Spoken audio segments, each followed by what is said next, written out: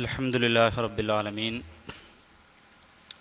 വസ്സലാത്തു വസ്സലാമു അലാ റസൂലിൽ അമീൻ വഅലാ ആലിഹി വസഹ്ബിഹി അജ്മഈൻ അമ്മാ ബഅദ്. ആദരണീയനായ അധ്യക്ഷൻ,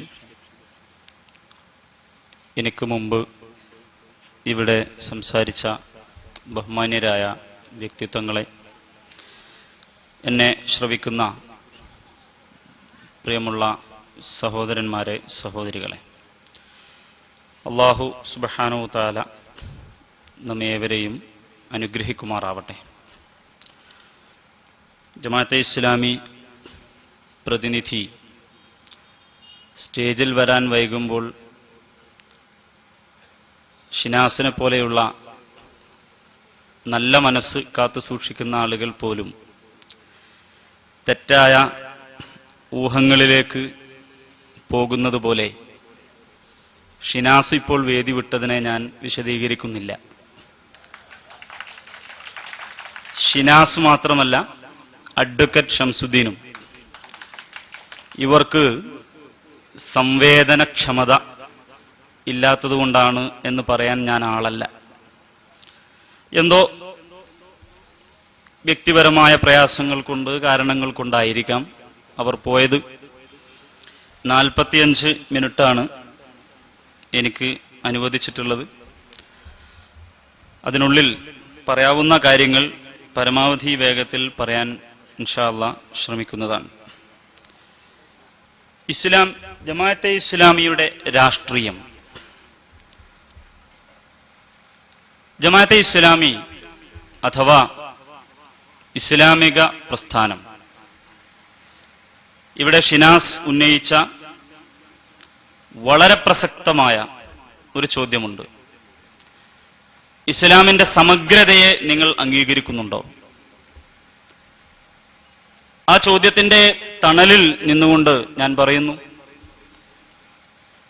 ഇസ്ലാമിന്റെ സമഗ്രതയെയും സമ്പൂർണതയെയും അംഗീകരിക്കുന്ന ഒരു സത്യവിശ്വാസിക്ക് പോലും ഇസ്ലാമിന്റെ രാഷ്ട്രീയ ഉള്ളടക്കത്തെ തള്ളിപ്പറയാൻ കഴിയില്ല എന്നതുകൊണ്ട് തന്നെ ജമാഅത്തെ ഇസ്ലാമി ഇസ്ലാമിന്റെ രാഷ്ട്രീയ ഉള്ളടക്കത്തെ അംഗീകരിക്കുന്നു എന്ന് മാത്രമല്ല, അത് പ്രചരിപ്പിക്കുന്നു. കൃത്യമായ നയപരിപാടികളുമായി ജമാഅത്തെ ഇസ്ലാമി ആ വിഷയവുമായി മുന്നോട്ട് പോവുകയും ചെയ്യുന്നു. ഇവിടെ എനിക്ക് ഈ വേദി ഒരുക്കിയ മുജാഹിദ് സുഹൃത്തുക്കളോട് ചോദിക്കാനുള്ളത്, ഈ വിഷയത്തിലുള്ള മുജാഹിദിന്റെ നിലപാട് എന്താണ്? സലഫി പ്രസ്ഥാനങ്ങൾ, പ്രത്യേകിച്ചും കേരളത്തിലെ നദൂത്തുൽ മുജാഹിദീനിലെ രണ്ട് വിഭാഗത്തിലും ഉൾപ്പെടുകയില്ല എന്ന് പറഞ്ഞു മാറി നിൽക്കുന്ന മൂന്നാമതൊരു വിഭാഗവുമൊക്കെ മുജാഹിദുകളുടെ അഖിലേന്ത്യാ സ്വഭാവം എന്നുള്ള നിലയിൽ പൊതുവെ അംഗീകരിച്ചു വരാറുള്ള സംഘമാണ് ജമിയത്ത് അഹ്ലെ ഹദീസ് എന്ന് പറയുന്നത്. ജമിയത്ത് അഹ്ലെ ഹദീസിനെ കുറിച്ച് നിങ്ങൾ നെറ്റ് പരിശോധിച്ചു നോക്കുക. അതെന്താണ്? ജമിയത്ത് അഹ്ലെ ഹദീസിന്റെ രാഷ്ട്രീയം എന്താണ്? ഇന്ത്യയിൽ മാത്രമല്ല, പാകിസ്ഥാനിൽ MMA എന്ന പേരിൽ ഒരു സഖ്യമുണ്ട്. പള്ളിയിലെ ആരാധനാനുഷ്ഠാനങ്ങളുടെ സമയക്രമീകരണവുമായി ബന്ധപ്പെട്ടതോ മാസപ്പിറവി പോലെയുള്ള കാര്യങ്ങളുമായി ബന്ധപ്പെട്ടതോ അഥവാ മതപരമെന്നോ സാധാരണഗതിയിൽ വിശദീകരിക്കാൻ സാധ്യതയുള്ള കാര്യങ്ങളുമായി ബന്ധപ്പെട്ട ഒരു സഖ്യമല്ല, ഒരു പൊളിറ്റിക്കൽ അലയൻസ് ആണ് MMA എന്ന് പറയുന്നത്. ആ MMA-യിലെ അംഗങ്ങളെ ഇവിടെ നെറ്റ് പരിശോധിച്ചാൽ വ്യക്തമായി നമുക്ക് കാണാൻ കഴിയും. 5 വിഭാഗമാണ്. ഒന്ന്, Jamiat Ulama Islam. 2, Jamiat Ulama Pakistan, a traditional Barelvi political party എന്നതിന് വിശദീകരണവും ഉണ്ട്. 3-മത്തത് ജമാഅത്തെ ഇസ്ലാമി. 4-മത്തത് തഹ്രീകെ ജഫ്രിയ പാകിസ്ഥാൻ, എ ഷിയ ഗ്രൂപ്പ്. 5-മത്തത് ജമിയത്ത് അഹ്ലെ ഹദീസ്, എ വഹാബി ഗ്രൂപ്പ് എന്നാണ് പറയുന്നത്. ഇത് പാകിസ്ഥാനിലെ കാര്യമാണ്. അത് MMA-യുമായി ബന്ധപ്പെട്ട വിഷയമാണ്. അഹ്ലെ ഹദീസുമായി ബന്ധപ്പെട്ട കാര്യമാണ്. എന്നാൽ അതേ സമയത്ത് ഇസ്ലാമിലെ രാഷ്ട്രീയത്തെക്കുറിച്ച് മുജാഹിദിന്റെ പൂർവകാല പണ്ഡിതന്മാർ എന്തു പറഞ്ഞു? മുഹമ്മദ് സല്ലല്ലാഹു അലൈഹി വസല്ലം അനുപമ വ്യക്തിത്വം, അലി അബ്ദുർ റസാഖ് മദനി, പ്രസാദനം കേരള നദുവത്തുൽ മുജാഹിദീൻ, മുജാഹിദ് സെന്റർ കോഴിക്കോട് 2, വില 8 രൂപ എന്ന് പറഞ്ഞാൽ ആ കാലത്ത് പ്രിന്റ് ചെയ്തതാണ് എന്ന് മനസ്സിലാക്കാനാണ് ഇതിന്റെ വില പറഞ്ഞത്. ഇത് പാഠപുസ്തകമായി മദ്രസകളിൽ പഠിപ്പിച്ചിട്ടുള്ള പുസ്തകമാണ്. ഇതിൽ അള്ളാഹുവിന്റെ റസൂൽ സല്ലല്ലാഹു അലൈഹി വസല്ലമയെ കുറിച്ച് പറയുന്നു, അദ്ദേഹത്തെ മക്കയിൽ ഒരു പ്രവാചകനും മദീനയിൽ ഒരു രാഷ്ട്രനായകനുമായി ചിത്രീകരിക്കുന്നവർ മദീനയിലല്ല മക്കയിലെ പരീക്ഷണ നാളുകളിൽ തന്നെ രാഷ്ട്രത്തിന്റെ വിത്ത് നട്ടിരുന്നു എന്ന വസ്തുത മനസ്സിലാക്കുന്നില്ല. 13 വർഷത്തെ കടുത്ത പോരാട്ടത്തിന്റെ അനന്തരഫലം മാത്രമായിരുന്നു അത്. ബഹുദൈവ വിശ്വാസികളെ അവഗണിക്കുക, താങ്കൾക്ക് ലഭിച്ച കൽപ്പനയനുസരിച്ച് പ്രവർത്തിക്കുക, വിശുദ്ധ ഖുർആൻ 15:94 എന്ന ദൈവശാസനം ലഭിച്ചത് മുതലുള്ള പ്രബോധനത്തിന്റെ പരിണാമമായിരുന്നു അത്. രണ്ടാമത്തെ ഖണ്ഡിക, 2 തവണ എത്യോപ്യയിലേക്കും പിന്നീട് മദീനയിലേക്കും അഭയം തേടിപ്പോയ മക്കയിലെ പ്രവാചക ശിഷ്യന്മാരുടെയും മക്കയിലെ അഖബയിൽ വെച്ചുണ്ടായ 1ഉം 2ഉം ഉടമ്പടികളിൽ പങ്കെടുത്ത അൻസാറുകളുടെയും കൈകളിലൂടെയാണ് മദീനയിലെ ഭരണകൂടം ഉണ്ടായിട്ടുള്ളത്. അവരാണ് മദീനയിൽ പ്രവാചകൻ വളർത്തിയെടുത്ത മാതൃകാ സമുദായത്തിന്റെ വിത്ത്. അതാണ് മുഹമ്മദീയ ഭരണകൂടവും പിന്നീട് ഇസ്ലാമിക സാമ്രാജ്യവുമായി വികസിച്ചത്. ഹിറാ ഗുഹയിൽ വെച്ച് മലക്കിന്റെ ശബ്ദം കേട്ടുണർന്നത് മുതൽ ആയിഷയുടെ വീട്ടിൽ വെച്ച് തന്റെ വഴി അള്ളാഹു അദ്ദേഹത്തെ ഏൽപ്പിച്ച ദൗത്യം വേണ്ടവിധം നിറവേറ്റുക മാത്രമേ ചെയ്തിട്ടുള്ളൂവെന്ന് സന്ദേഹമില്ലാത്ത കാര്യം മാത്രമാണ്. മുഴുവൻ വായിക്കാനുള്ള നേരമില്ല. അടുത്ത ഖണ്ഡിക, ജീവിതത്തിന്റെ ഈ വശം കാണിക്കാതെ അദ്ദേഹം ചരമമടഞ്ഞിരുന്നുവെങ്കിൽ ജനോപകാരിയായ സമ്പൂർണ്ണ മാതൃകാ പുരുഷനാവില്ലായിരുന്നു അദ്ദേഹം. റസൂലുള്ളാഹി സ്വല്ലല്ലാഹു അലൈഹി വസല്ലം സമ്പൂർണ്ണ മാതൃകാ പുരുഷനാവുന്നത് എപ്പോഴാണ്? ഇസ്ലാമിക സാമ്രാജ്യം സ്ഥാപിച്ചതിനോട് കൂടിയാണ് എന്ന് മൗദൂദിയോ ജമാഅത്തെ ഇസ്ലാമിയോ IPHO അല്ല, കേരള നദുവത്തുൽ മുജാഹിദിന്റെ മുജാഹിദ് സെന്ററിൽ വെച്ച് പ്രസിദ്ധീകരിച്ച മുഹമ്മദ് സല്ലല്ലാഹു അലൈഹി വസല്ലം അനുപമ വ്യക്തിത്വം എന്ന പുസ്തകത്തിൽ പറയുന്നു. ഇസ്ലാമിക രാഷ്ട്രത്തെ അന്ന് തള്ളിപ്പറഞ്ഞിരുന്നുവോ അതിനുശേഷമാണോ തള്ളിപ്പറഞ്ഞത്?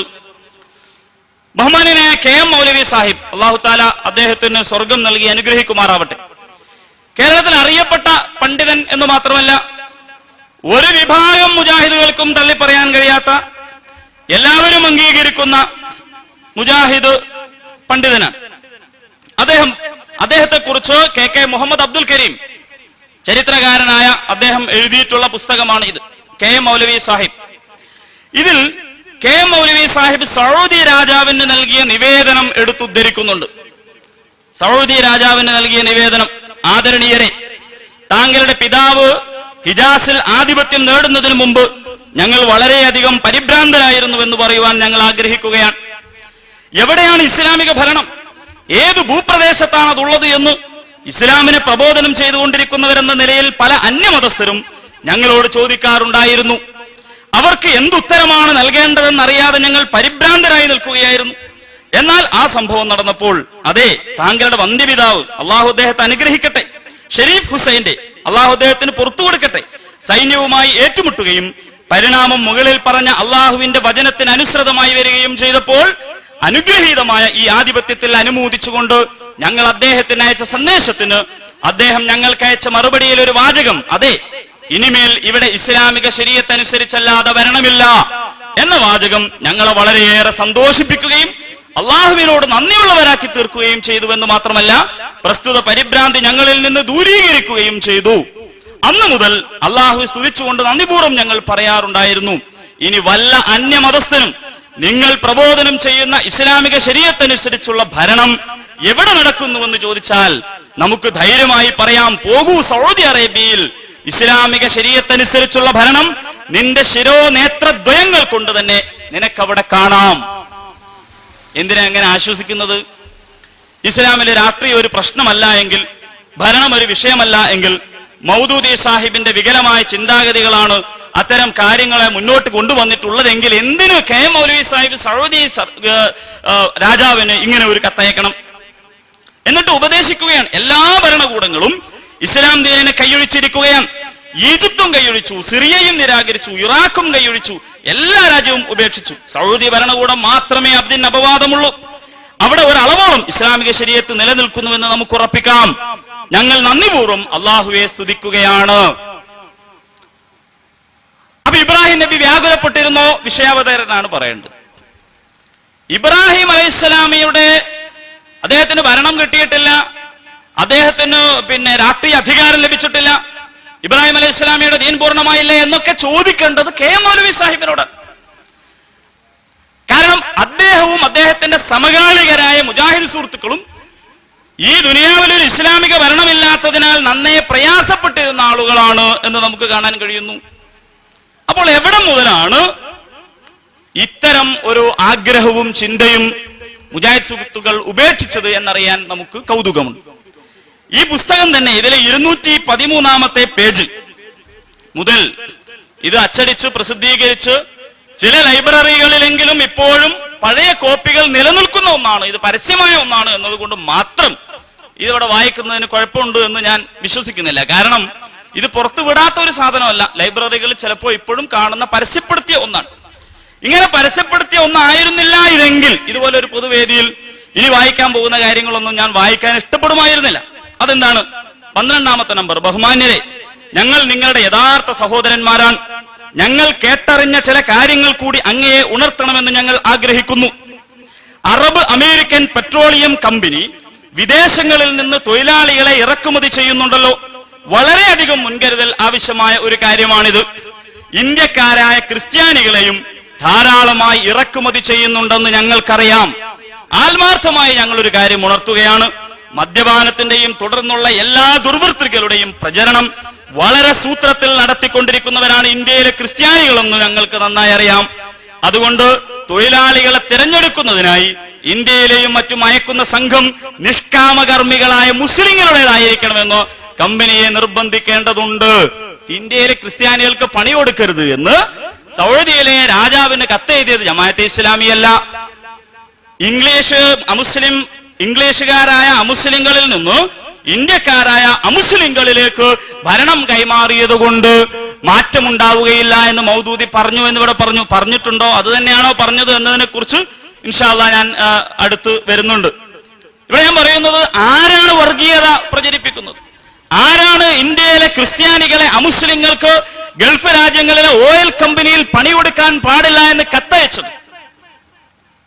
ഞാൻ പറഞ്ഞല്ലോ, ഇത് വായിക്കണമെന്ന് ഉദ്ദേശിച്ചതല്ല, പക്ഷേ ചില കാര്യങ്ങൾ വെളിവായി മനസ്സിലാക്കപ്പെടണം എന്ന് ഉള്ളത് കൊണ്ട് മാത്രം സൂചിപ്പിക്കുകയാണ് ചെയ്തിട്ടുള്ളത്. ഇങ്ങനെ രാഷ്ട്രീയമായ നിലപാടുകൾ, ഏതെല്ലാം തരത്തിലുള്ള രാഷ്ട്രീയ നിലപാടുകൾ എടുത്തിട്ടുണ്ട് മുജാഹിദ് പ്രസ്ഥാനം?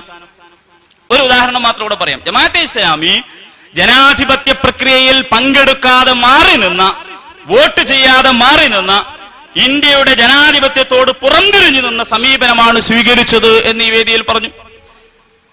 ഇവിടെ ഞാൻ വായിക്കാൻ പോകുന്നത് അൻസാറുള്ള സംഘവും തെരഞ്ഞെടുപ്പും വളവന്നൂർ എന്ന ലഘുലേഖയിൽ മുജാഹിദ് നേതാവായിരുന്ന KP മുഹമ്മദ് ബിൻ അഹമ്മദ് 1982 ജനുവരിയിൽ പ്രസിദ്ധീകരിച്ച ഒരു നോട്ടീസിലെ ഏതാനും ഭാഗം മാത്രമാണ്. അതിൽ അദ്ദേഹം പറയുന്നു, നിരീശ്വര നിർമ്മതത്വത്തിൽ അധിഷ്ഠിതമായ മാർക്സിസത്തിനു വേണ്ടി നിലകൊള്ളുന്ന സോഷ്യലിസ്റ്റ് കമ്മ്യൂണിസ്റ്റ് പാർട്ടികൾക്കോ തനി വർഗീയ അടിസ്ഥാനത്തിൽ ഉള്ള ലീഗിനോ ദേശീയത്വത്തിലും ഭൗതികത്വത്തിലും വിശ്വസിക്കുന്ന കോൺഗ്രസ് കക്ഷികൾക്കോ വോട്ട് ചെയ്യരുത്, തെരഞ്ഞെടുപ്പ് ബഹിഷ്കരിക്കണം. ആരാ പറഞ്ഞത്? ജമാഅത്തെ ഇസ്ലാമി അല്ല പറയുന്നത്. തനി വർഗീയ കക്ഷിയായ മുസ്ലിം ലീഗും ഭൗതിക പ്രസ്ഥാനമായ കോൺഗ്രസും അതുപോലെ തന്നെ നിരീശ്വര നിർമ്മതത്വത്തിൽ അധിഷ്ഠിതമായ മാർക്സിസ്റ്റ് പാർട്ടി, 3 കൂട്ടരെയും പറ്റൂല, വോട്ട് ബഹിഷ്കരിക്കണം എന്ന് പറയുന്നത് KP മുഹമ്മദ് ബിൻ അഹമ്മദ് എന്ന് പറയുന്ന മുജാഹിദ് പ്രസ്ഥാനത്തിലെ എല്ലാ ഗ്രൂപ്പിലെയും ആളുകൾ അംഗീകരിക്കുന്ന മഹാപണ്ഡിതനാണ്. 1952 മുജാഹിദിന്റെ തെരഞ്ഞെടുപ്പ് ബഹിഷ്കരിക്കാൻ ആഹ്വാനം ചെയ്തുകൊണ്ടുള്ള ലഘുലേഖയാണ്. ആരാണ് ജനാധിപത്യ പ്രക്രിയയോട് പിന്തിരിഞ്ഞു നിന്നത്? ആരാണ് ഇന്ത്യയിലെ മുസ്ലിങ്ങളോട് വോട്ട് ചെയ്യരുത്, അത് ഹറാമാണ് എന്ന് പറഞ്ഞത്? അതിന്റെ കാരണം വ്യക്തമാക്കിക്കൊണ്ട് നോട്ടീസ് അടിച്ച മുജാഹിദ് നോട്ടീസാണ് ഇവിടെ ഞാൻ വായിച്ചത്. ഇനി തെരഞ്ഞെടുപ്പിൽ മതസംഘടനകൾ ഇടപെടേണ്ടതില്ല, തെരഞ്ഞെടുപ്പ് എന്ന് പറയുന്നത് ഇസ്ലാമികമായി ബന്ധപ്പെട്ട കാര്യമല്ല എന്നുള്ള ഒരു വാദമുണ്ട്. ആ വാദത്തിന് ഒരു ചെറിയ കാര്യം. അൽ മുർഷിദ് ജിൽദ് 3 ലക്കം 11 1938 മാർച്ച്, പേജ് 435, 436. എന്താ പറയുന്നത്? നിങ്ങളിൽ ഓരോരുത്തരും മുസ്ലിം ലീഗിന്റെ പ്രചാരകരാവുക. നിങ്ങളിൽ ഓരോരുത്തരും മുസ്ലിം ലീഗിന്റെ പ്രചാരകരാവുക. നിങ്ങളുടെ പ്രായം തികഞ്ഞ എല്ലാ മുസ്ലിം സഹോദരന്മാരെയും സഹോദരികളെയും അതിൽ മെമ്പർമാരാക്കി ചേർക്കുക. 5 സമയത്തെ നമസ്കാരവും ജുമുഅ, പെരുന്നാൾ മുതലായ ഇമാമും ജമാഅത്തുമായുള്ള എല്ലാ നമസ്കാരങ്ങളും ഖുതുബകളും അവയുടെ ഫലം അനുഭവപ്പെടത്തക്ക വിധം എല്ലാ മഹല്ലത്തുകളിലും നടപ്പാക്കാൻ യത്നിക്കുക. എല്ലാ മഹല്ലത്തുകാരെയും സംഘം വകയായി സക്കാത്ത് പിരിച്ചെടുത്ത് അതിന്റെ അവകാശികൾക്ക് വീതിച്ചു കൊടുക്കാൻ പ്രേരിപ്പിക്കുക. നിസ്കാരം ജമാഅത്തായിട്ട് നടത്തുക, ജുമുഅ ഖുതുബ നന്നാക്കി നടത്തുക, സക്കാത്ത് കൊടുക്കുക, മുസ്ലിം ലീഗുകാരും ആവുക. ഇസ്ലാം കാര്യങ്ങളാണ് വിശദീകരിക്കുന്നത് അൽ മുർഷിദ് ജിൽദ് 3-ൽ. അപ്പോ ഇസ്ലാമിന് ഇസ്ലാം മതത്തിന് രാഷ്ട്രീയവുമായി വല്ല ബന്ധവുമുണ്ടോ? അത്തരം കാര്യങ്ങളിൽ ഇടപെടാൻ പാടുണ്ടോ? എന്താണ് മുജാഹിദ് പ്രസ്ഥാനത്തിന്റെ അത്തരം വിഷയങ്ങളിൽ ഉള്ള നിലപാട്?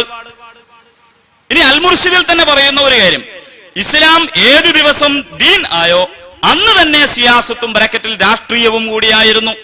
അതിന്റെ മിമ്പർ, അതിന്റെ സിംഹാസനവും ബാങ്ക് എന്ന് പറഞ്ഞാൽ തന്നെ മൗദൂദിന്റെ ബാങ്ക് എന്താണെന്നറിയോ? മൗദൂദിന്റെ ബാങ്ക് എന്ന് പറഞ്ഞാൽ രാജാവ്, കൊട്ടാരം, അധികാരം. എന്തൊക്കെ തെറ്റിദ്ധാരണകളാണ് ഇവർ പരത്തുന്നത് എന്നാണല്ലോ പ്രസംഗിക്കുന്നത്. ഇവിടെ പറയുന്നു മിമ്പർ എന്ന് പറയുന്നത് അതിന്റെ സിംഹാസനമാണ്, അതിന്റെ പള്ളി അതിന്റെ കോടതിയാണ്, അതിന്റെ തൗഹീദ് നമ്രൂദ്, ഫിർഔൻ, കൈസർ, കിസ്ര മുതലായവരുടെ സാമ്രാജ്യത്വം നശിപ്പിക്കുന്നതിനുള്ള സന്ദേശവുമാകുന്നു. അൽ മുർഷിദ് മാസിക വാള്യം 3 ലക്കം 11 പേജ് 405. ഇനി അത്തൗഹീദ് എന്ന് പറയുന്ന മുജാഹിദ് പബ്ലിക്കേഷൻസിന്റെ ലോകത്തെ അങ്ങനെ തന്നെ കീഴ്പ്പെടുത്തി അതിൽ ദൈവരാജ്യം സ്ഥാപിക്കാനുള്ള ഏറ്റവും വമ്പിച്ച ഒരു അഭൗതിക ഉപകരണമാണ് ലാ ഇലാഹ ഇല്ലല്ലാഹ് എന്നാണല്ലോ ഈ വിശുദ്ധ വാക്യത്തിൽ നിന്ന് ഗ്രഹിക്കാവുന്നത് എന്നാണ്. ഞാൻ വീണ്ടും ആവർത്തിച്ച് ചോദിക്കുകയാണ്, ഇസ്ലാമിൽ രാഷ്ട്രീയമുണ്ടോ? ഇസ്ലാമിൽ രാഷ്ട്രീയപരമായ വല്ല ഉള്ളടക്കവും ഉണ്ടോ? ഭരണപരമായ വല്ല ഉള്ളടക്കവും ഉണ്ടോ? ഇനി ഒന്ന് വായിക്കാം. സലഫി പ്രസ്ഥാനം ജിഹാദാണ്, എല്ലാ അർത്ഥത്തിലുമുള്ള ജിഹാദ്. സത്യത്തെ അതിന്റെ സ്ഥാനത്ത് പുനഃസ്ഥാപിക്കുന്നതിന് വേണ്ടിയും ദീൻ അള്ളാഹുവിന് വേണ്ടി മാത്രമാക്കുന്നതിനും സമുദായത്തെ ഈ വൻ ശിർക്കിൽ നിന്നും കൊടിയ കുഫറിൽ നിന്നും മോചിപ്പിക്കുന്നതിനുമുള്ള ജിഹാദ്. അതാകണമെങ്കിൽ ഭരണം അള്ളാഹുവിൻ്റെത് മാത്രമായിരിക്കണം. എന്താണ്? അതാകണമെങ്കിൽ ഭരണം അള്ളാഹുവിൻ്റെത് മാത്രമായിരിക്കണം. ഖുർആനിലും ഹദീസിലും വന്നതനുസരിച്ചും അതത് കാലത്തെ ഇമാമുകളുടെ ഇജ്തിഹാദ് അനുസരിച്ചുമായിരിക്കും അത് ഭരണി. ഇജ്തിഹാദ് അനുസരിച്ചാണ് അള്ളാന്റെ ഭരണമാണ് വേണ്ടത് എന്ന് ഇത് പറയുന്നത് മൗദൂദിയുടെ ഏതെങ്കിലും കൃതിയിൽ നിന്നല്ല. ഇത് പറയുന്നത് 1988 അൽമനാർ സെപ്റ്റംബർ മാസം പ്രസിദ്ധീകരിച്ച ലോക പ്രശസ്ത സലഫി പണ്ഡിതനായ അബ്ദുറഹ്മാൻ അബ്ദുൽ ഖാലിഖിന്റെ ലേഖനത്തിൽ നിന്നുള്ളതാണ്. ഇസ്ലാമിന് മതമുണ്ടോ? ജമാഅത്തുകാർ വെറുതെ ഉണ്ടാക്കിയതാണോ? എന്താണ് എന്നതിനെ കുറിച്ചിട്ട് നമ്മൾ മനസ്സിലാക്കണം. കോൺഗ്രസിനെതിരെ മുജാഹിദ് ഫത്വ. ഇവിടെ കോൺഗ്രസിന്റെ പ്രതിനിധി വന്നിട്ടില്ല. കോൺഗ്രസിനെതിരെ മുജാഹിദ് ഫത്വ. മുജാഹിദുകളായ കോൺഗ്രസുകാർ ഇത് ഇപ്പോഴും നിലനിൽക്കുന്നതാണോ എന്ന് ചിന്തിക്കേണ്ടതാണ്. സഹോദരന്മാരെ, നിങ്ങൾ എല്ലാവരും ഇന്ന് ഇന്ത്യയിലും ലോകത്ത് മറ്റു ഭാഗങ്ങളിലും നടന്നുകൊണ്ടിരിക്കുന്ന പ്രധാന സംഭവങ്ങളെ നല്ലവണ്ണം അറിയുക. ഈ സംഭവങ്ങളിൽ നിങ്ങൾ ചിന്തിക്കുക. നിങ്ങളുടെ ഫർളുകൾ, അതാണ് മതപരമാണിത്, ഫർളുകൾ എന്തൊക്കെയാണെന്ന് ഓർമ്മ വെച്ച് പ്രവർത്തിക്കുക. കോൺഗ്രസിലെ ഈ നേതാക്കന്മാർ ഇന്ത്യ രാജ്യത്തെ ഒരു ഭയങ്കരമായ ആപത്തിലേക്ക് തള്ളുകയാണെന്ന് ബുദ്ധിയുള്ളവർക്ക് മനസ്സിലാക്കാൻ വലിയ പ്രയാസമില്ല. ഇന്ന് സ്പെയിനിൽ നിന്ന് ഏതൊരു വ്യസനകരമായ വാർത്തയാണോ കേട്ടുകൊണ്ടിരിക്കുന്നത്, അതേ വിധമുള്ള ആപൽക്കരമായ ഒരു ദുർഗതിയിലേക്കാണ് ഇന്ന് ഇന്ത്യ രാജ്യത്തെ കോൺഗ്രസിലെ ഈ നായകന്മാർ കൊണ്ടുപോകുന്നത്. അൽ മുർഷിദ് വാള്യം 3 ലക്കം 11 1938 മാർച്ച്. ജമാഅത്തെ ഇസ്ലാമിയുടെ കിതാബല്ല ഇത്. അപ്പോ മുജാഹിദും അതേസമയം കോൺഗ്രസുമായ ആളുകൾ ഈ ഫത്വയെ എങ്ങനെ കാണുന്നു? അതല്ല, ഈ ഫത്വ ഇപ്പോൾ നിലവിലില്ല എന്നാണോ? അപ്പോൾ ഇടയ്ക്കിടയ്ക്ക് നയം മാറാൻ പാടുണ്ടോ? ജമാഅത്തെ ഇസ്ലാമിയുടെ കുഴപ്പമെന്താ? നിങ്ങൾ പണ്ട് പറഞ്ഞു അത് ശിർക്കാണ്, ഇപ്പൊ പറയുന്നു തൗഹീദാണ്, പണ്ട് പറഞ്ഞു ഹറാമാണ്, ഇപ്പൊ പറയുന്നു ഹലാലാണ്. ഇതിങ്ങനെ മാറിക്കൊണ്ടിരിക്കാൻ. സുഹൃത്തുക്കളെ, പണ്ട് കോൺഗ്രസ് ചേരൽ തെറ്റാണ്, കോൺഗ്രസിനെതിരെ പ്രവർത്തിക്കൽ ഫർളാണ്, ഇപ്പൊ അത് മാറിയോ? അങ്ങനെ മാറാവോ? മാറാൻ പാടുണ്ടോ? പാകിസ്ഥാൻ വാദിയും ഷിയ ആശയക്കാരനുമായ ലീഗ് സ്ഥാപക നേതാവിന് വേണ്ടിയുള്ള പ്രാർത്ഥന കൂടി വായിച്ചിട്ട് അതിൽ നിന്ന് ഞാൻ കടക്കും. നമുക്ക് കുറഞ്ഞ സമയമല്ലേ ഉള്ളൂ. ആരാണ്? പ്രമുഖ മുജാഹിദ് നേതാവായ PP അബ്ദുൽ ഗഫൂർ മൗലവി എഴുതുകയാണ്. 1947 മാർച്ച് അവസാനം ചേർന്ന ജംഇയ്യത്തുൽ ഉലമയുടെ വാർഷിക സമ്മേളനം പല പ്രമേയങ്ങളും പാസാക്കിയിരുന്നു. ഈ പ്രമേയങ്ങളിൽ ചിലത് പരിശോധിക്കുമ്പോൾ മതപരമായ കാര്യങ്ങളിൽ മാത്രമല്ല രാഷ്ട്രീയ കാര്യങ്ങളിലും അവരുടെ അഭിപ്രായം പ്രഖ്യാപിക്കുന്നതിൽ അധൈര്യം കാണിച്ചിരുന്നില്ലെന്ന് മനസ്സിലാവുന്നു. പ്രസ്തുത സമ്മേളനത്തിൽ ഇ കെ മൗലവി സാഹിബ് അവതരിപ്പിക്കുകയും പി വി മുഹമ്മദ് മൗലവി പിന്താങ്ങുകയും ചെയ്തൊരു പ്രമേയം ഇങ്ങനെ വായിക്കാം. ഇന്ത്യൻ മുസ്ലിങ്ങളുടെ നേതാവായ ഖായിദെ അഴ്സം മുഹമ്മദ് അലി ജിന്നാ സാഹിബിന്റെ നേതൃത്വത്തിൽ കേരളത്തിലെ ഉലമാക്കൾക്കുള്ള പരിപൂർണ വിശ്വാസത്തെ ഈ യോഗം രേഖപ്പെടുത്തുകയും മുസ്ലിങ്ങളെ അവരുടെ ലക്ഷ്യത്തിലേക്ക്, എന്താ ലക്ഷ്യം? ഇന്ത്യ രാജ്യത്തെ പുലർത്തിയിട്ട് പാകിസ്ഥാൻ ഉണ്ടാക്കുക. പാകിസ്ഥാൻ അല്ലെങ്കിൽ ഖബർസ്ഥാൻ, നാലണക്ക് കത്തി വാങ്ങും കുത്തി വാങ്ങും പാകിസ്ഥാൻ, ഈ മുദ്രാവാക്യം.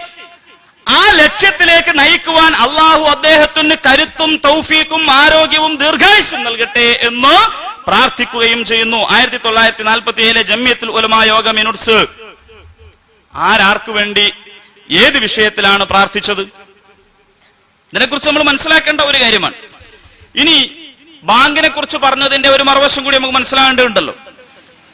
ഇത് ഒരു പുസ്തകം അപ്പാടെ ഫോട്ടോസ്റ്റാറ്റ് എടുത്ത്, ഈ ഫോട്ടോസ്റ്റാറ്റ് എടുക്കേണ്ടി വരുന്നത് എന്തുകൊണ്ടാണെന്ന് വെച്ചാൽ പുസ്തകം ഇപ്പൊ വിപണിയിലില്ല. ഇവിടെ ജമാഅത്തെ ഇസ്ലാമിയുടെ പുസ്തകങ്ങളെ കുറിച്ച് വിമർശിക്കുന്ന മുഴുവൻ പുസ്തകങ്ങളും ഇപ്പൊ വിപണിയിലുണ്ട്. ഇപ്പൊ അൽ ജിഹാദിനെ കുറിച്ച് ഇവിടെ പറഞ്ഞു, ആ ജിഹാദ് എന്ന പുസ്തകമായിട്ടാണ് ഞാൻ വന്നത്. പക്ഷെ അങ്ങനെ ഈ പുസ്തകം നിലവിലില്ല. നമസ്കാര ചൈതന്യം മലയാളം, ഓദർ മൗലാന അബു സഹബ അഹമ്മദ് അലി, പബ്ലിഷേഴ്സ് ഇത്തിഹാദ് ഷുബ്ബാനുൽ മുജാഹിദീൻ അഥവാ ISM Cochin branch, printed by Shobha printers Ernakulam, price 50 paisa. അപ്പൊ അന്നത്തേതാണിത്. പിന്നെ ഇത് അടിച്ചിട്ടുണ്ടോ എന്ന് എനിക്കറിയില്ല. ഇപ്പൊ ഏതായാലും വിപണിയിൽ ഇത് കിട്ടാനില്ല. ഇതിനെക്കുറിച്ച് ഇതിൽ ജമാഅത്ത് നമസ്കാരത്തെ കുറിച്ച് പറയുന്നുണ്ട്. എന്താണ് ജമാഅത്ത് നമസ്കാരത്തെ കുറിച്ച് പറയുന്നത്? ജമാഅത്ത് നമസ്കാരം എന്താണ്?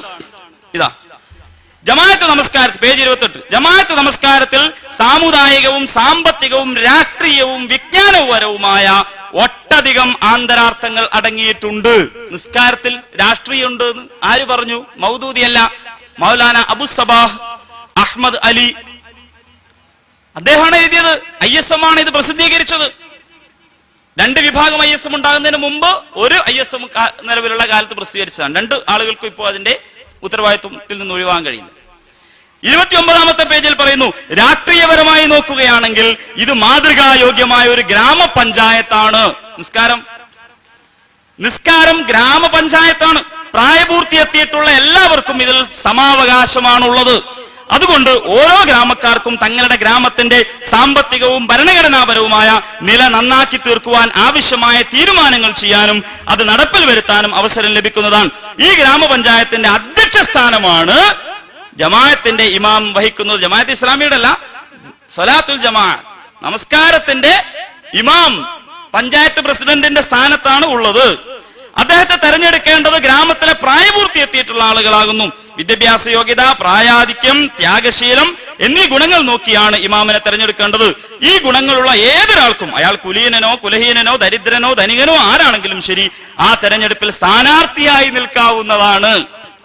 അതിനാൽ ഇതുകൊണ്ട് പ്രജാഭരണ സമ്പ്രദായം പഠിക്കുവാൻ ഓരോ മുസ്ലിമിനും അവസരം ലഭിക്കുന്നു. ബാങ്ക് എന്ന് പറയുന്നതിന് മൗദൂദി വിശദീകരിച്ചപ്പോ കണ്ട അവിടെയും അധികാരം. ഇവിടെ നിസ്കാരത്തെ പറ്റിയിട്ടാണ് ഇത് ഗ്രാമപഞ്ചായത്താണെന്നും അതിന്റെ ഇമാമ് പഞ്ചായത്ത് പ്രസിഡന്റാണ് എന്നൊക്കെ പറയുന്നു. പണ്ട് പറയാറുണ്ടായിരുന്നു ജമാഅത്ത് ഇസ്ലാമിനെ പറ്റി, നിസ്കാരം എന്ന് പറഞ്ഞാൽ ട്രെയിനിങ് ആണെന്ന് പറഞ്ഞു കളഞ്ഞു. ഈ പുസ്തകം കിട്ടി ഞാൻ നോക്കുമ്പോൾ 31ാമത്തെ പേജിൽ പറയുന്നു, മറ്റൊരു വിധത്തിൽ നോക്കുകയാണെങ്കിൽ ജമാഅത്ത് നമസ്കാരം ഒരു പട്ടാള പരിശീലനമാണ്.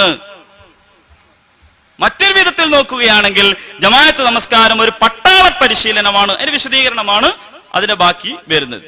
ഇത് നമസ്കാര ചൈതന്യം എന്ന മലയാളത്തിലുള്ള മുജാഹിദ് സുഹൃത്തുക്കൾ മുമ്പ് പ്രസിദ്ധീകരിച്ച് അത് വിതരണം ചെയ്തിരുന്ന പുസ്തകമാണ്. ആ പുസ്തകത്തിലാണ് ഇത് പറയുന്നത്. ഇനി ആ വിഷയം വിശദീകരിക്കാനുള്ള സമയമല്ല. ഒരു വാക്ക് വേറെ പറയേണ്ടതുണ്ട്. അഡ്വക്കേറ്റ് ഷംസുദ്ദീൻ അദ്ദേഹത്തിന്റെ ആത്മാർത്ഥമായ എന്ന മുഖവരയോടുകൂടി പറഞ്ഞല്ലോ, മതരാഷ്ട്രവാദത്തിന്റെ അത്യന്തം അപകടകരമായ കാര്യത്തെക്കുറിച്ച് പറഞ്ഞു. രാഷ്ട്രീയത്തിൽ മതം ഇടപെടുന്നതിനെ കുറിച്ച് പറഞ്ഞു. ഇത് മുസ്ലിം ലീഗ് നിലപാടുകളുടെ നീതിശാസ്ത്രം എന്ന പേരുള്ള പുസ്തകമാണ്. ഇതിപ്പോ വിപണിയിലുണ്ട്. വചനം ബുക്സ് കോഴിക്കോട് പ്രസിദ്ധീകരിച്ചതാണ്. MC വടകരയാണ് ഇത് എഴുതിയിട്ടുള്ളത്. അതിൽ 35ാമത്തെ പേജിൽ ചോദ്യം ആരോടാ ചോദിക്കുന്നത്? ഇസ്മായിൽ സാഹിബിനോടാണ് ചോദിക്കുന്നത്. നിങ്ങൾ എന്തിന് രാഷ്ട്രീയത്തെ മതത്തിലേക്ക് വലിച്ചഴക്കുന്നു? അപ്പൊ ഇസ്മായിൽ സാഹിബിന്റെ മറുപടി, ഞങ്ങൾ അങ്ങനെ ചെയ്യുന്നില്ല. എന്നാൽ ജീവിതത്തിന്റെ എല്ലാ വശങ്ങളിലും മതം കലർന്നിട്ടുണ്ട്. നിങ്ങളൊരു മതവിശ്വാസിയാണെങ്കിൽ നിങ്ങളുടെ ജീവിതത്തിൽ ഒരു ഭാഗത്തു നിന്നും മതത്തെ വേർതിരിക്കാൻ നിങ്ങൾക്ക് കഴിയില്ല. ഇസ്ലാമിനെ സംബന്ധിച്ചിടത്തോളം മതം പൂർണ്ണമായൊരു ജീവിത രീതിയാണ്. ഷിനാസിന്റെ ചോദ്യം, നിങ്ങൾ അംഗീകരിക്കുന്നുണ്ടോ? മതം പൂർണ്ണമാണ് എന്ന്, സമഗ്രമാണ് എന്ന് നിങ്ങൾ അംഗീകരിക്കുന്നുണ്ടോ? ഇല്ലാന്ന് ഇനി പറഞ്ഞിട്ട് കാര്യമില്ല. MC വടകര പ്രസിദ്ധീകരിക്കുന്ന ഇസ്മായിൽ സാഹിബ് എഴുതിയ ഇസ്മായിൽ സാഹിബിന്റെ മറുപടിയാണ്. എന്ത്? മതം എന്ന് പറയുന്നത് പൂർണ്ണമായൊരു ജീവിത രീതിയാണ്. ജീവിതത്തിന്റെ ഒരു ഭാഗത്തു നിന്നും അതിനെ വേർതിരിച്ചു നിർത്താൻ കഴിയില്ല. രാഷ്ട്രീയത്തിൽ നിന്ന് ഒരിക്കലും സാധ്യമല്ല. രാഷ്ട്രീയം ജീവിതത്തിന്റെ എല്ലാ രംഗങ്ങളും പ്രവേശിപ്പിക്കുന്ന ഒരു സ്വതന്ത്ര ജനാധിപത്യ രാഷ്ട്രത്തിൽ പ്രത്യേകിച്ചും മതാചാരങ്ങളോട് ബന്ധപ്പെട്ട മതേതര പ്രവർത്തനങ്ങളെ കുറിച്ച് പറയുമ്പോൾ രാഷ്ട്രത്തിന്റെ ഭരണഘടന ഈ വസ്തുത സമ്മതിക്കുന്നുണ്ട്. മഹാത്മാഗാന്ധി തന്റെ ആത്മകഥയിൽ പറഞ്ഞത് നോക്കുക. അതുകൊണ്ടാണ് സത്യത്തോടുള്ള എന്റെ ഭക്തി രാഷ്ട്രീയ രംഗത്തേക്ക് തിരിഞ്ഞത്. മതത്തിന് രാഷ്ട്രീയത്തിൽ യാതൊരു കാര്യവുമില്ലെന്ന് പറയുന്നവർക്ക് മതമെന്താണെന്ന് അറിഞ്ഞുകൂടാ എന്ന് യാതൊരു സങ്കോചവുമില്ലാതെ വിനയപൂർവം ഞാൻ പറയുന്നല്ല, ഇസ്മായിൽ സാഹിബ് പറഞ്ഞിരിക്കുന്നു. ഞാൻ ആരെങ്കിലും വിവരമില്ലാന്നൊന്നും പറയണില്ല. അദ്ദേഹം പറയാണ്, മതം രാഷ്ട്രീയത്തിൽ ഇടപെടരുത് എന്ന് പറയുന്ന ആളുകൾക്ക് മതത്തെക്കുറിച്ച് ഒരു വിവരവുമില്ല എന്ന് അദ്ദേഹം പറയും. ഇത് രാഷ്ട്രീയത്തിലെ മതം. ഇനി ഇസ്ലാമിക വിപ്ലവത്തെക്കുറിച്ച് പിന്നെ മുസ്ലിം ലീഗിന്റെ പുസ്തകത്തിൽ എന്താ പറയുന്നത്?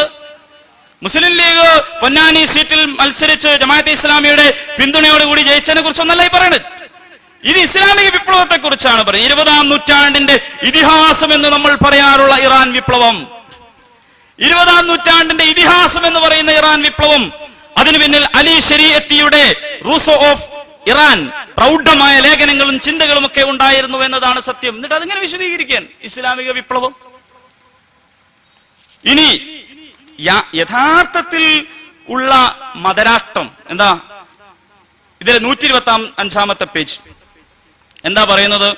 യൂറോപ്യൻ കമ്മ്യൂണിസം മൂശാൻതാടി പോലെ പാറിപ്പോയി. ഇനി എന്തു എന്ന് ലോകം അന്താളിച്ചു നിൽക്കുന്നു. ഈ ശൂന്യത നികത്താൻ മറ്റൊരു ബദലില്ലേ?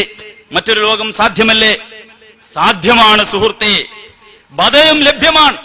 അനന്തകോടി മെച്ചപ്പെട്ട ബദൽ. മേഘാവൃതമായ ആകാശത്തിൽ നക്ഷത്രജാലങ്ങളുടെ കീഴെ പുഞ്ചിരിക്കുന്ന ചന്ദ്രക്കല നോക്കൂ. അതെ, അതുതന്നെ ബദൽ. വിശുദ്ധ ഖുർആനും തിരുസുന്നത്തും ഉത്തമ സമൂഹത്തിന്റെ സ്വപ്നം ഒരു ഖുർആനിക പദമാണ്. ഖുർആനിന്റെ നിർദ്ദേശങ്ങൾ നടപ്പിൽ വരുത്തിയപ്പോൾ ഉത്തമ സമൂഹം സാധ്യമായിട്ടുണ്ട്. ഉദാഹരണം, യമൻ കടുത്ത ദാരിദ്ര്യത്തിൽ പൂണ്ടിരുന്ന ആ രാജ്യത്ത് ഖുർആനിക നിയമങ്ങൾ പ്രവർത്തികമാക്കിയപ്പോൾ അവിടെ നിന്ന് 3 വർഷം കൊണ്ട് ദാരിദ്ര്യം വിഭാടനം ചെയ്ത കഥ ചരിത്രത്തിലുണ്ട്. സക്കാത്ത് വാങ്ങാൻ ആളില്ലാത്ത വിധം ദാരിദ്ര്യം തുടച്ചു നീക്കിയ കഥ ഇസ്ലാമിക ഭരണത്തെക്കുറിച്ച് വിശദീകരിക്കുന്ന മുസ്ലിം ലീഗിന്റെ പുസ്തകം. രാഷ്ട്രീയത്തിൽ മതം, ഞങ്ങൾ മതേതരത്വത്തിന്റെ ആളുകളാണ്. ഞങ്ങൾ എവിടെയും പേര് മാറ്റിയിട്ടില്ല. ഞാൻ ഈ പിന്നെ ഖാദർ മൊയ്തീൻ DMK ചിഹ്നത്തിൽ മത്സരിച്ച ആജാതി വിഷയത്തിലേക്കൊന്നും പോണില്ല. ആരാ അവിടെ പേര് മാറ്റിയത്, ചിഹ്നം മാറ്റിയ ഒന്നും നമ്മളെ ഈ വിലപ്പെട്ട സമയത്ത് വിശദീകരിക്കാൻ കഴിയാത്തതുകൊണ്ടാ. പേര് ആരൊക്കെ എവിടെയൊക്കെ മാറ്റിയിട്ടുണ്ട് എന്നുള്ളതിനെ കുറിച്ച് കുറച്ചുകൂടി സമയം തരാണ്. ഇപ്പൊ തന്നെ ഞാൻ വിശദീകരിച്ചു തരും ആരാ പേര് മാറ്റിയത് എന്നതിനെ കുറിച്ച്. ഞാൻ പറഞ്ഞത് മതരാഷ്ട്രവാദം എന്ന് പറഞ്ഞാൽ ഇസ്ലാമിക രാഷ്ട്രം ഉണ്ടാക്കാൻ പോകുന്നു. പഞ്ചായത്ത് തെരഞ്ഞെടുപ്പിൽ ജനകീയ മുന്നണി സ്ഥാനാർത്ഥികൾക്കെതിരെയുള്ള പ്രചരണം ഇതാ, നിങ്ങൾ മനസ്സിലാക്കണം, ഇവിടെ ഇസ്ലാമിക രാഷ്ട്രം വരാൻ പോകുന്നു, കൈവെട്ടിക്കളയും. ആദിവാസി കോളനിയിൽ ഞാൻ വയനാട്ടിൽ നിന്നാണ് വരുന്നത്. അവിടെ പോയിട്ട് പറഞ്ഞത്, പിന്നെ കള്ള് കിട്ടൂല, കാരണം ഇവരെന്താ ഇസ്ലാമിക രാഷ്ട്രത്തിന്റെ ആളുകളാ. തിരിച്ചു പണിയും ചോദിച്ചു, നിങ്ങളാണെങ്കിൽ ഞങ്ങൾക്ക് കിട്ടോ? ആ കിട്ടും, നിങ്ങൾ കുത്തിക്കോ, ഒന്നും കുഴപ്പമില്ല. കള്ളു കൊടുത്താൽ കുഴപ്പമില്ല, അഴിമതി കുഴപ്പമില്ല, അതുപോലെ ഒന്നും കുഴപ്പമില്ല, വിശദീകരിക്കുന്നില്ല, ഒന്നും കുഴപ്പമില്ല. ആകെ കുഴപ്പം ഇസ്ലാമിക ഭരണം. എന്താ ഈ സാധനം? ആരാരെയാണ് ഭയപ്പെടുത്തുന്നത്? ഇതേ കാര്യത്തെക്കുറിച്ചല്ലേ ബദൽ ലഭ്യമാണ്, ഖുർആനും സുന്നത്തുമാണ് മാതൃക എന്ന് MC വടകര എഴുതിയ പുസ്തകം ഇന്നും വിൽക്കുന്നത് വചനം ബുക്സിൽ വെച്ച്. ഹുകൂമത്തെ ഇലാഹി എന്നതിനെ കുറിച്ച് ആദ്യം പറഞ്ഞത് മൗലാന അബുൽ കലാം ആസാദാണ്. ഇത് ഇപ്പൊ വായിക്കാൻ സമയമല്ല, സാധ്യമാണെങ്കിൽ ആളുകൾ വാങ്ങി വായിക്കേണ്ടതാണ്. മൗലാന അബുൽ കലാം ആസാദ് ഇന്ത്യൻ സ്വാതന്ത്ര്യ സമര ചരിത്രത്തിൽ നിന്ന് ഒഴിവാക്കി നിർത്താൻ കഴിയോ? കോൺഗ്രസുകാർക്ക് ഒഴിവാക്കി നിർത്താൻ കഴിയോ? അദ്ദേഹമാണ് ഹുക്കുമത്തെ ഇലാഹിയെ വിശദീകരിച്ചുകൊണ്ട് പറയുന്നത്. മതരാഷ്ട്രം എന്ന് പറഞ്ഞാൽ എന്താ? ഇനി ജമാഅത്തെ ഇസ്ലാമി ജനാധിപത്യത്തിനെതിരാണ്. ജമാഅത്തെ ഇസ്ലാമി ജനാധിപത്യത്തിനെതിരാവില്ല. കാരണം എന്താ? ജമാഅത്തെ ഇസ്ലാമി പറയുന്നത് ഇസ്ലാമാണ്. ഇസ്ലാം ജനാധിപത്യത്തിനെതിരല്ല. ഇസ്ലാമിക ഭരണം എന്ന് പറഞ്ഞാൽ എന്താ? നേരത്തെ KM മൗലവി മഗ്ഫിറത്തിന് വേണ്ടി പ്രാർത്ഥിച്ച സൗദിയിലെ രാജഭരണത്തെ കുറിച്ചല്ല ഞങ്ങൾ പറയുന്നത്. സൗദിയിലെ രാജഭരണം വിരുദ്ധം. ഇതുപോലെ ഒരു പൊതുയോഗം നടത്താൻ പറ്റുമോ? സൗദി ഈ പറഞ്ഞ നേരത്തെ ദ്വയർന്ന പ്രാർത്ഥിച്ച ആ ഇസ്ലാമിക രാജ്യം എന്ന് പറയുന്ന സ്ഥലത്ത് പറ്റുമോ? പറ്റൂല. ജനാധിപത്യം അവിടെ ഇല്ല. എന്നാൽ എഴുന്നേറ്റ് നിന്ന് സംസാരിക്കുന്ന ഉമറിനോട്, ഉമർ നിർത്തണം നിന്റെ പ്രസംഗം, ഈ ചോദ്യത്തിന്റെ ഉത്തരം പറഞ്ഞു മതി നിന്റെ പ്രസംഗം. ഉമർ റളിയല്ലാഹു അൻഹുവിനോട് പറഞ്ഞു. ഉമർ തന്നെ ചോദിച്ചു, എന്തേ കാര്യം? അപ്പൊ പറഞ്ഞു, ഞങ്ങൾക്കെല്ലാവർക്കും പൊതുഖജനാവിൽ നിന്ന് കുപ്പായത്തിന്റെ തുണി കിട്ടിയിട്ടുണ്ട്, നിനക്കും കിട്ടിയിട്ടുണ്ട്. പക്ഷെ നിന്റെ കുപ്പായത്തിന്റെ തുണിയുടെ നീളം അധികമാണ്. ഇതെങ്ങനെ കിട്ടി? ഇത് അഴിമതിയല്ലേ? അതിനുത്തരം പറഞ്ഞിട്ട് മതി നിന്റെ പ്രസംഗം. ഉമർ മൗനം പാലിക്കുന്നു. മഹാനായ ഉമർ റളിയല്ലാഹു അൻഹുവിന്റെ മകൻ പറഞ്ഞു കൊടുക്കുന്നു, എങ്ങനെയാ വാപ്പാക്ക് അധികം തുണി കിട്ടിയത്? മകൻ പറഞ്ഞു, ഒരുപാട് കാലമായി ഉപ്പാക്ക് ഒരു നല്ല കുപ്പായിടണം, കുറച്ച് നീളമുള്ള കുപ്പായിടണം എന്ന് ആഗ്രഹമുണ്ട്. ഞാൻ എനിക്ക് കിട്ടിയ വിഹിതം കൂടി ഉപ്പാക്ക് കൊടുത്തതാണ്. ഉപ്പ അഴിമതി നടത്തിയതല്ല. ചോദ്യം ചെയ്യാൻ അധികാരമുള്ള ഒരു രാഷ്ട്രസങ്കല്പം ഉമർ ഇബ്നുൽ ഖത്താബ് റളിയല്ലാഹു അൻഹുവിന്റെ സാമൂഹ്യ നീതിയിൽ അധിഷ്ഠിതമായ ഒരു രാഷ്ട്രസങ്കല്പം അല്ലേ? മറ്റു മതങ്ങളുടെ അവസ്ഥ എന്തായിരിക്കും? മറ്റു മത വിഭാഗങ്ങൾക്ക് അത്തരത്തിലുള്ള ഒരു ഭരണക്രമത്തിൽ, ഒരു നാഗരിക ക്രമത്തിലുള്ള സ്ഥാനം എന്തായിരിക്കും? ഇസ്ലാമിക ഭരണകാലത്ത് ഒരു പള്ളി വികസിപ്പിച്ച സംഭവമുണ്ട്. പള്ളി വികസിപ്പിക്കണം, പഴയ കാലത്ത് ഉണ്ടാക്കിയതാണ്.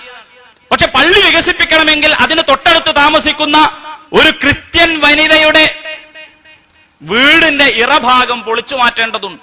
ഇല്ലെങ്കിൽ ഇത് അധികരിപ്പിക്കാൻ പറ്റൂല, വികസിപ്പിക്കാൻ പറ്റൂല. ഉദ്യോഗസ്ഥന്മാരെ പോയി, ഇസ്ലാമിക ഭരണകൂടത്തിന്റെ ഉദ്യോഗസ്ഥന്മാരെ പോയിട്ട് അവരോട് പറഞ്ഞു, നിങ്ങളൊന്ന് സഹകരിക്കണം, ഒരല്പം മാറി ഈ വീട് മാറ്റി വെക്കണം, ഇതൊന്ന് പൊളിക്കണം, പള്ളി വികസിപ്പിക്കാനാണ്. അവർ പറഞ്ഞു, സമ്മതിക്കൂല, എനിക്ക് പള്ളിയുടെ തൊട്ടടുത്ത് തന്നെ വേണം, ഇവിടെ തന്നെ എനിക്ക് കഴിയണം. വീണ്ടും പറഞ്ഞു, സാധ്യമല്ല, നിങ്ങൾക്ക് വേറെ വീട് വെച്ച് തരാം. അതും സമ്മതിച്ചില്ല. ഒടുവിൽ അവർക്ക് മാറി ഒരു വീടുണ്ടാക്കി കൊടുത്തതിന് ശേഷം, നമ്മുടെ ദേശീയപാതയിൽ നിന്നും വീട് പൊളിപ്പിച്ചിട്ട് തെരുവിൽ ഇറക്കി വിടുന്നത് പോലെയല്ല, അതിനെതിരെ ഞങ്ങൾ സമരം ചെയ്യുന്നത്. അങ്ങനെ സമരം ചെയ്യുന്നത് തൗഹീദാകുന്നത് അതുകൊണ്ടാണ്. ഇസ്ലാമിക ഭരണകൂടത്തിന് ഉദ്യോഗസ്ഥന്മാർ പോയിട്ട് ആദ്യം തന്നെ വീടുണ്ടാക്കി കൊടുത്തു. ഞങ്ങളും അതാ പറയുന്നത്, ആദ്യം പുനരധിവാസം, പിന്നെ കുടിയൊഴിപ്പിക്കൽ. അങ്ങനെ ആദ്യം വീടുണ്ടാക്കി കൊടുത്തിട്ട് ഇവരുടെ വീട് ബലം പ്രയോഗിച്ച് പൊളിച്ചു. വിവരം ഖലീഫയുടെ അടുത്തെത്തി. അവരെന്താ പറഞ്ഞതെന്നറിയോ? വികസിപ്പിച്ച പള്ളിയുടെ ഭാഗം പൊളിച്ചിട്ട് ആ ക്രിസ്ത്യൻ വനിതയുടെ വീട് പുനർനിർമ്മിച്ചു കൊടുക്കണം. ഇത്തരം ഒരു ഭരണക്രമത്തെ കുറിച്ചാ പറയുന്നത്. ആ ഭരണക്രമത്തെ കുറിച്ച് പറയുമ്പോൾ ഇതാ ഭീകരവാദം വന്നിരിക്കുന്നു. 1.25 ലക്ഷം കോടി രൂപ കട്ടവനെ സംരക്ഷിക്കുകയും അതിനുവേണ്ടി എല്ലാ വിടുവേലയും ചെയ്യുകയും ഘടകകക്ഷിയായി നിൽക്കുകയും ചെയ്തുകൊണ്ട് ആണ് പറയുന്നത് ഇത് ഭീകരമാണ് എന്ന്. ഉമറിന്റെ ഈ ഭരണത്തെ, ഇസ്ലാമിന്റെ ഭരണക്രമത്തെ മഹാത്മാഗാന്ധിക്ക് മനസ്സിലായിരുന്നു. മഹാത്മാഗാന്ധിക്ക് അത് മനസ്സിലായത് കൊണ്ടാണ് അദ്ദേഹം പറയും, രാമരാജ്യമാണ് ഇവിടെ വരേണ്ടത്. അദ്ദേഹത്തോട് ചോദിച്ചു, ബാപ്പുജി അങ്ങ് പറയുന്ന രാമരാജ്യം ഏതാണ്? അപ്പൊ അദ്ദേഹം പറഞ്ഞു, ഉമറിന്റെ ഭരണമാണ് ഞാൻ ആഗ്രഹിക്കുന്നത് എന്ന്. ഇത്രേ നമ്മുടെ ഗാന്ധിജി, രാഷ്ട്രപിതാവായ ഗാന്ധിജി ആഗ്രഹിച്ചത്ര ജമാഅത്തെ ഇസ്ലാമിക്കാർ ആഗ്രഹിച്ചാൽ അതിലെന്താ തെറ്റുള്ളത്? ഇസ്ലാമിക രാഷ്ട്രം എന്ന് പറഞ്ഞാൽ മഹാഭീകരതയാണ് എന്ന അമേരിക്കയുടെ വാദത്തെ ഏറ്റുപിടിച്ചുകൊണ്ട്, ഇസ്ലാം വിരുദ്ധ ശക്തികളുടെ വാദത്തെ ഏറ്റുപിടിച്ചുകൊണ്ട് അതാണ് ഇവരെവിടെ ചെയ്യുന്നത് എന്ന് ജനങ്ങൾക്ക് മുമ്പാകെ തെറ്റിദ്ധരിപ്പിച്ചുകൊണ്ടിരിക്കുകയാണ് ചെയ്യുന്നത്. ഞാൻ പറയുന്നത്, എന്താണ് ഇതിൽ സത്യസന്ധമായി ഉള്ള നിലപാട് എന്ന് നിങ്ങൾ വ്യക്തമാക്കേണ്ടതാണ്. ജനാധിപത്യത്തിനെതിരല്ല ജമാഅത്തെ ഇസ്ലാമി. ജനങ്ങളുടെ ആധിപത്യത്തിന്റെ സ്ഥാനത്ത് ജനങ്ങളുടെ പ്രാതിനിധ്യത്തെയാണ് നാം അംഗീകരിക്കുന്നത്.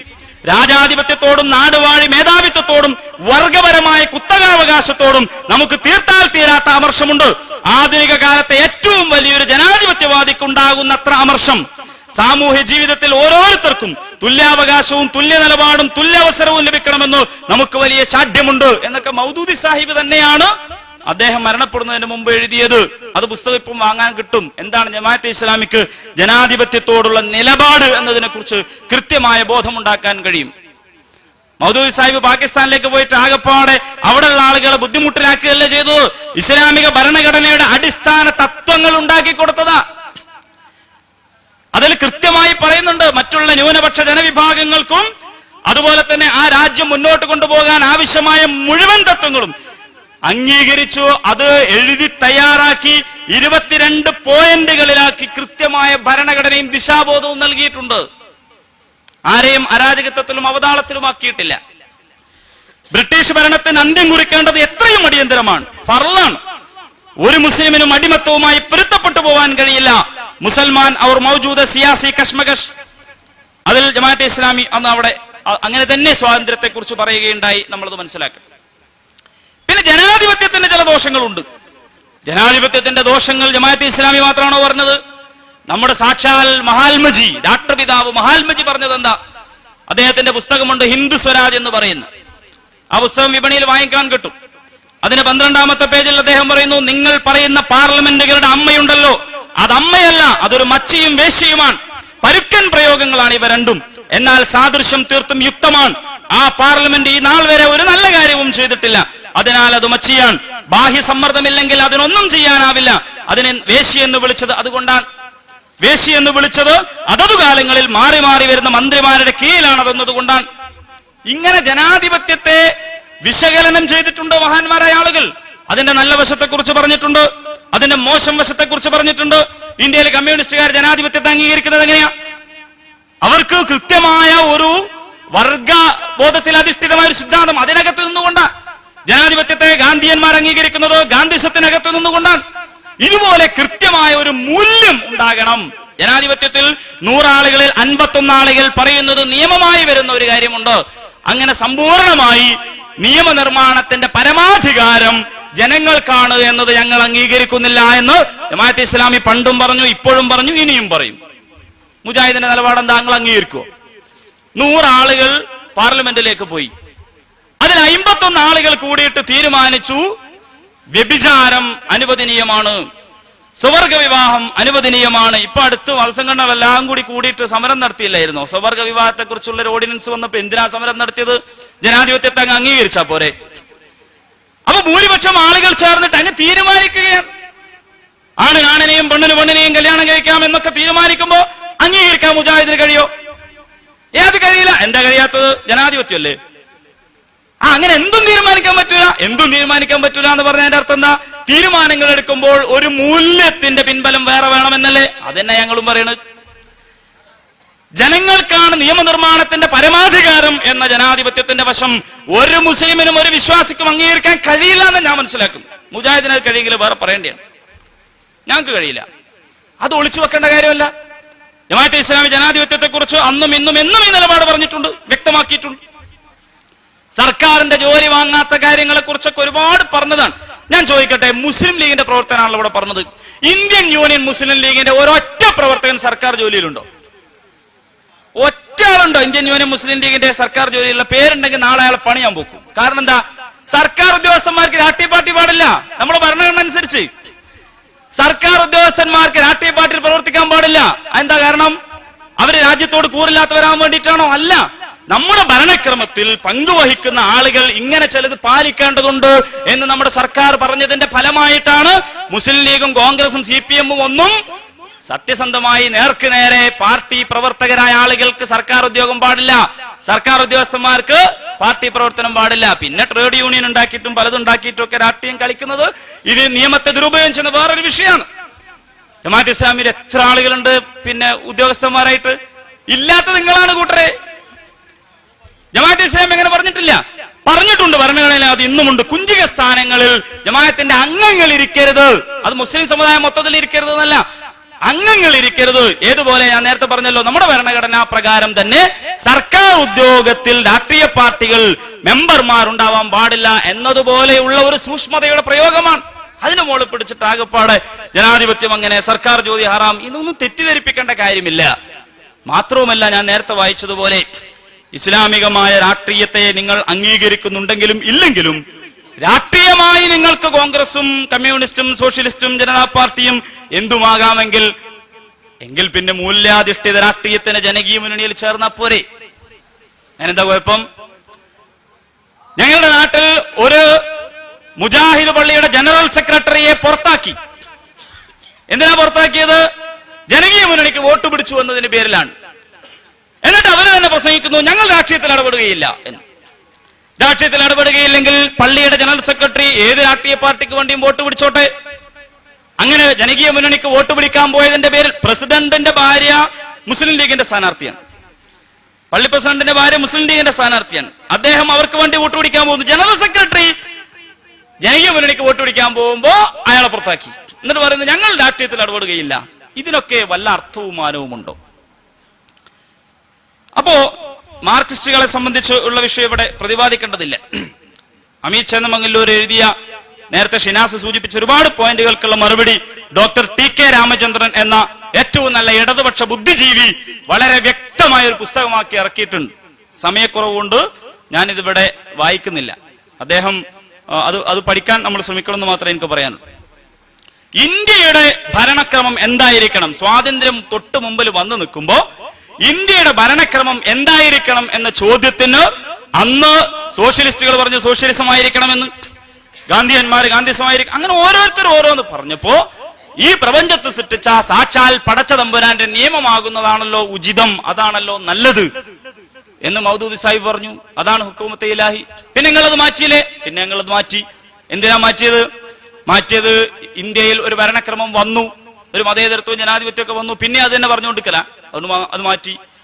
എന്നിട്ട് കുറച്ചുകൂടി സമ്പൂർണമായ ഇഖാമത്തുദ്ദീൻ എന്നൊരു പദം കൊണ്ടുവന്നു. ഇത് ഒളിച്ചോട്ടമല്ല, ഒരു കാലഘട്ടത്തിൽ സംഭവിക്കുന്നതാണ്. എന്നോട് പറഞ്ഞ ഒരാൾ ചോദിക്കും നിങ്ങൾ എങ്ങോട്ടാ പോണത്? ഞാൻ പറയും കുറ്റിപ്പുറത്തേക്കാ പോണത്. കുറ്റിപ്പുറത്ത് ഞാൻ എത്തിയിട്ട് എന്നോട് ഒരാൾ ചോദിക്കാം എങ്ങോട്ടാ പോണത്? ഞാൻ പറഞ്ഞു ഞാൻ കോഴിക്കോട്ടേക്കാ. അങ്ങ് മാറിയോ? നേരത്തെ നിങ്ങൾ കുറ്റിപ്പുറം എന്ന് പറഞ്ഞു, ഇപ്പൊ കോഴിക്കോട് എന്ന് പറയാം. ഇതല്ലല്ലോ കാര്യം. ഒരാൾ കോഴിക്കോട് പോകാൻ ഉദ്ദേശിക്കുന്നു, കുറ്റിപ്പുറത്ത് പോയാൽ ട്രെയിന് കിട്ടും. അപ്പൊ ഇവിടുന്ന് ചോദിക്കുന്ന ഒരാളോട് അയാളുടെ അന്നേരത്തെ ഉദ്ദേശം പറയും എനിക്ക് കുറ്റിപ്പുറത്തെത്തണം. പിന്നെ അവിടെ ചെന്നിട്ടാണല്ലോ അതിന്റെ ബാക്കി പറയാ. ഇതിന് ഒളിച്ചോട്ടെന്ന് ആരെങ്കിലും പറയോ? ഹുക്കൂമത്തെ ഇലാഹിയ, രാജ്യത്ത് ഏത് ഭരണ സമ്പ്രദായം വേണമെന്ന ചർച്ച നടപ്പിൽ വരുമ്പോൾ മൗലാന അബുൽ കലാം ആസാദ് ഒക്കെ ഉയർത്തിക്കൊണ്ടുവന്ന ഒരു പദം, അത് മൗദൂദി സാഹിബും ജമാഅത്തെ ഇസ്ലാമിയും പറഞ്ഞു. ഇന്ത്യക്ക് ഒരു ഭരണഘടനയും ഒരു ഭരണവ്യവസ്ഥയും ഒക്കെ ഉണ്ടായിക്കഴിഞ്ഞപ്പോഴോ ഇനി അതല്ല പറയേണ്ടത്. അതിനേക്കാൾ ഖുർആനികമായ ഒരു പദം, കുറച്ചുകൂടി ഭദ്രമായ തെറ്റിദ്ധാരണകളില്ലാത്ത ഒരു പദം പറഞ്ഞു. അതാണ് ഇഖാമത്തുദ്ദീൻ എന്ന് പറയുന്നത്. അതിൽ രാഷ്ട്രീയ ഉള്ളടക്കം തീർച്ചയായും ഉണ്ട്. ഞങ്ങളത് അംഗീകരിക്കുന്നു എന്ന് മാത്രമല്ല അത് പ്രഖ്യാപിക്കുന്നു. നിങ്ങൾക്കുണ്ടോ എന്നതാണ് എന്റെ ഒരു ചോദ്യം തന്നെ. പിന്നെ ആകെപ്പാടെ ഇന്ത്യയിലും ഇന്ത്യക്ക് പുറത്തുമൊക്കെയുള്ള സകല തീവ്രവാദത്തിന്റെയും കാരണം ജമാഅത്തെ ഇസ്ലാമിയാണ്, മൗദൂദിയാണ് എന്നൊക്കെ പറഞ്ഞുകൊണ്ടേയിരിക്കുക, എഴുതിക്കൊണ്ടിരിക്കുക. അങ്ങനെ പറയുന്ന ആളുകൾ നാട്ടിൽ എവിടെയെങ്കിലും ഉണ്ടെങ്കിൽ അവരെയൊക്കെ സ്ഥിരമായിട്ട് കൊണ്ടു നടക്കുക. ഞാൻ പറയുന്നത് ഇതിന്റെ മറുവശം നമ്മളും കൂടി പറഞ്ഞാൽ സംഭവിക്കുന്നതാ. ഞാൻ പറയുന്നത് കമ്പ്യൂട്ടർ ഉപയോഗിക്കുന്ന ഒരു ചെറുപ്പക്കാരനോട് സലഫി എന്ന് നിങ്ങൾ വെറുതെ നടിച്ചു, കമ്പ്യൂട്ടറിൽ പോയിട്ട് സലഫി എന്നടിച്ചു, ഗൂഗിൾ സെർച്ചിൽ പോയിട്ട് സലഫി എന്നടിച്ചാൽ ഒരുപാട് വരും. ഒന്ന് വായിച്ചു നോക്കിയാൽ മതി. എന്താ തീവ്രവാദം എന്ന് കൃത്യമായിട്ട് അന്നേരം മനസ്സിലാവും. ആരാണ് തീവ്രവാദി എന്നതും വളരെ കൃത്യമായിട്ട് മനസ്സിലാവും. ഇത് പൊതുസമൂഹത്തിൽ മാത്രമല്ല, ഇസ്ലാമിക സമൂഹത്തിന് അകത്ത് തന്നെ 1979 നവംബർ 20 2000-ഓളം ആയുധധാരികൾ കഅബയും ഹറമും പിടിച്ചെടുത്ത സംഭവമുണ്ട്. ജുഹൈമാൻ അൽ ഉതൈബി എന്ന വഹാബി ആയിരുന്നു അത് ചെയ്തത് എന്ന് പച്ചക്കുതിര എന്ന് പറയുന്ന മാസികയിൽ വന്നിട്ടുള്ളതാണ്. 2010 ഏപ്രിലാണ് അത് വന്നിട്ടുള്ളത്. എന്നിട്ട് അദ്ദേഹത്തിന്റെ ഫോട്ടോ ഒക്കെ കൊടുത്തിട്ടുണ്ട്. ഈ സലഫി ആയിട്ടുള്ള ജുഹൈമാന്റെ ഫോട്ടോ, ജുഹൈമാൻ അൽ ഉതൈബി എന്ന സലഫിയുടെ ഫോട്ടോ ഒക്കെ കൊടുത്തിട്ടുണ്ട്. ഉസാമ ബിൻ ലാദനെ കുറിച്ച് സലഫി ഫണ്ടമെന്റലിസ്റ്റ് ആണ് എന്നാണ് പറയുന്നത്. കേന്ദ്ര ഗവൺമെന്റിന്റെയും അറിവോടും സമ്മതത്തോടും കൂടിയാണ്. ഇത് ഉടനെ തടഞ്ഞേ തീരൂ. വിദ്രോഹ ശക്തികളെ നിലക്കു നിർത്തിയില്ലെങ്കിൽ മുസ്ലിങ്ങളും ആയുധ പരിശീലനം നേടാൻ നിർബന്ധിതരാകും.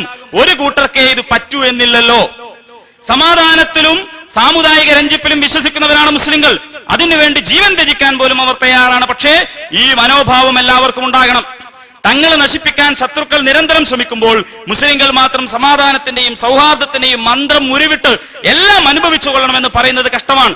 വെട്ടാൻ വരുന്ന പോത്തിനോട് വേദമോതുന്ന വിഡ്ഢികളുടെ തത്വശാസ്ത്രത്തിലല്ല അവർ വിശ്വസിക്കുന്നത്. വാസ്തവത്തിൽ മുസ്ലിങ്ങളുടെ ക്ഷമയും സമാധാനവാഞ്ചയുമാണ് വർഗീയ ഭ്രാന്തരിൽ ധൈര്യവും ആക്രമണവാസനയും വളർത്തിയത്. മുസ്ലിങ്ങൾ തിങ്ങിത്താമസിക്കുന്ന പ്രദേശങ്ങളിൽ ഇതിനകം അവർ നടത്തിയ ആക്രമണങ്ങൾ അതിന് തെളിവാണ്. പക്ഷേ ക്ഷമക്കും ഒരതിരുണ്ട്. സമാധാനത്തിന്റെയും സാമുദായിക സൗഹാർദ്ദത്തിന്റെയും പാത വൺ വേ ട്രാഫിക് അല്ല.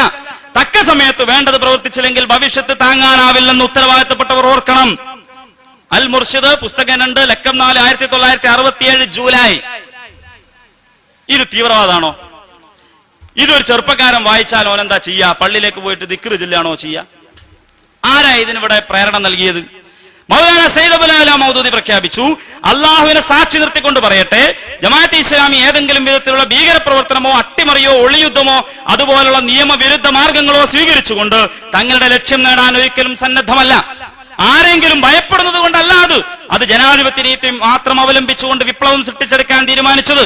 ഏത് സന്ദർഭത്തിലും നമ്മുടെ ഉദ്ദേശശുദ്ധി പ്രകടിപ്പിക്കാൻ നമുക്ക് കഴിയും.